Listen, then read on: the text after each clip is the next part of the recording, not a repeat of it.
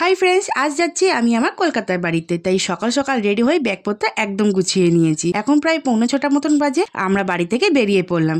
দেখো আজকের আবহাওয়াটা কতটাই না সুন্দর। আমরা টোটো করে স্টেশন এসে ট্রেন ধরলাম। আমার বাড়ি পৌঁছাতে পৌঁছাতে প্রায় 2 ঘন্টা সময় লাগবে। অবশেষে বাড়ি এলাম। এসেই প্রথমে ড্রেস চেঞ্জ করে একটু ফ্রেশ হয়ে নিলাম।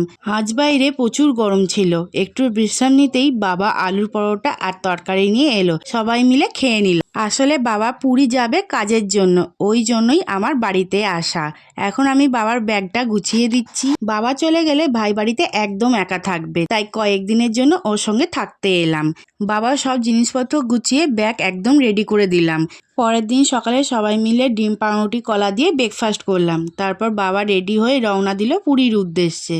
আজকের মতন ভিডিওটা এখানেই শেষ করছি। এত দূর যখন ভিডিও দেখেই নিয়েছো, তাহলে একটা লাইক দিয়ে যেও আর শেয়ার করতে একদম ভুলবে না কিন্তু। আবার দেখা